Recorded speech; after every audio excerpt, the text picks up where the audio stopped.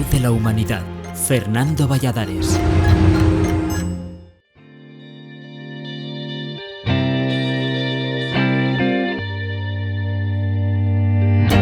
La zoonosis o infecciones humanas de origen animal suponen la mayoría de las enfermedades emergentes de los últimos 70 años y generan anualmente al menos 1.000 millones de casos de enfermedades.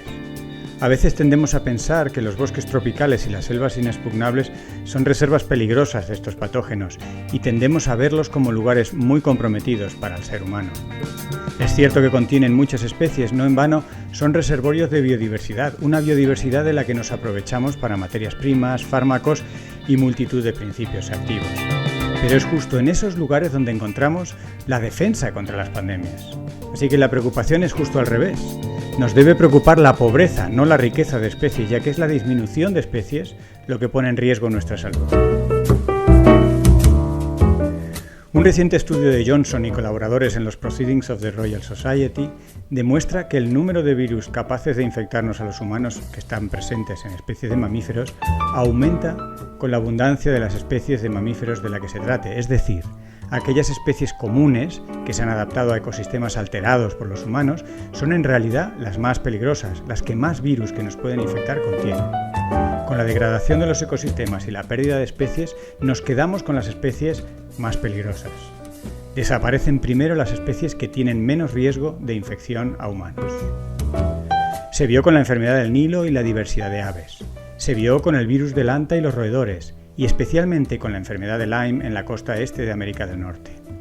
En este caso, la desaparición de las zarigüeyas y la expansión de los ratones favoreció el contagio e infección de humanos. El trabajo reciente de Johnson y colaboradores concluye que, en general, el declive de las poblaciones de animales salvajes conlleva un incremento del riesgo de transmisión de virus animales a los humanos. La biodiversidad nos protege de muchos de estos virus y en general atenúa los posibles impactos, minimizando los riesgos de infección a humanos y sobre todo de que se dispare una pandemia. Multitud de estudios lo avalan, pero ¿cómo ocurre exactamente? Existen al menos 3 mecanismos de protección, uno de control de las poblaciones infectadas y 2 de cortafuegos del contagio. El primero es el control poblacional. La biodiversidad establece relaciones de control en la abundancia de las poblaciones de unas y otras especies. La presencia de muchas especies atenúa posibles explosiones demográficas de las especies que actúan de huéspedes de los patógenos. Por ejemplo, los predadores regulan las poblaciones de sus presas, la cantidad de presas a su vez regula la cantidad de predadores. Los parásitos regulan las poblaciones de predadores y presas. Las especies que compiten entre sí o que se necesitan mutuamente regulan sus densidades y a su vez son reguladas en ecosistemas ricos en especies. El segundo mecanismo es por dilución. La biodiversidad de especies hace que los virus, o patógenos en general, se alojen en huéspedes intermedios no muy adecuados para su propagación, quedando el virus frenado en esa especie intermedia y por tanto la carga vírica global diluida. El tercer mecanismo es por amortiguación. Es similar a la dilución pero a nivel intraespecífico. Se debe a la biodiversidad dentro de una especie y no entre especies. La diversidad genética de una misma especie que actúa como hospedador del virus o del patógeno favorece el desarrollo de resistencia, ya que ciertos individuos no sufren la enfermedad y son capaces de bloquear al virus.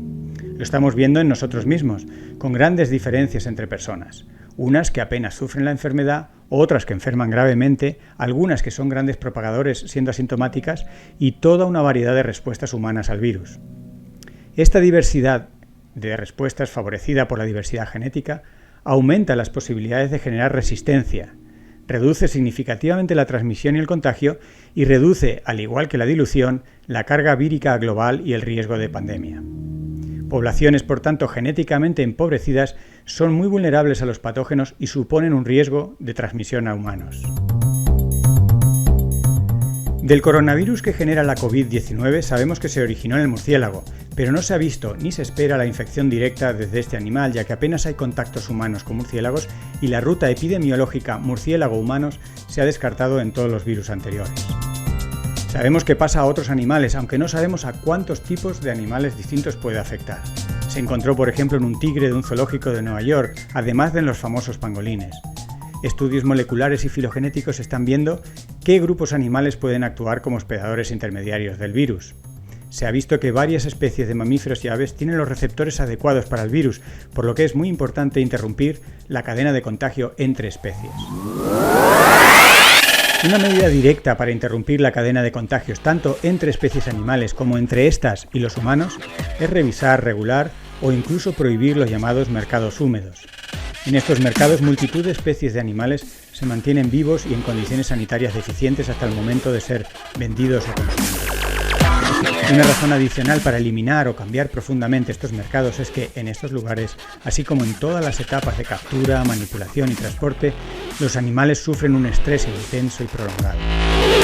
Como resultado de este estrés, su sistema inmune se deprime, del mismo modo que nos ocurre a nosotros mismos. Y al igual que nos pasa con el virus del herpes labial o el de la varicela herpes zóster, con el estrés y la inmunodepresión sube la carga vírica. Podemos sufrir o no la enfermedad, pero nos convertimos en organismos muy infecciosos cuando estamos inmunodeprimidos. Esto se ve amplificado por el tráfico ilegal de especies, donde las condiciones en las que se mantienen los animales son aún peores. Romper la cadena de contagio y reducir el estrés de los animales que eventualmente convivirán en un mercado o en una instalación ganadera, por ejemplo, son actuaciones clave para prevenir zoonosis que puedan convertirse en pandemias. Pero mantener ecosistemas funcionales y ricos en especies es la actuación más importante. En estos ecosistemas se producen muchas interacciones entre animales con cargas víricas bajas o moderadas. La carga vírica se diluye, se vuelve poco probable que el virus salte a hospedadores favorables y lo haga en cantidades suficientes para generar la infección.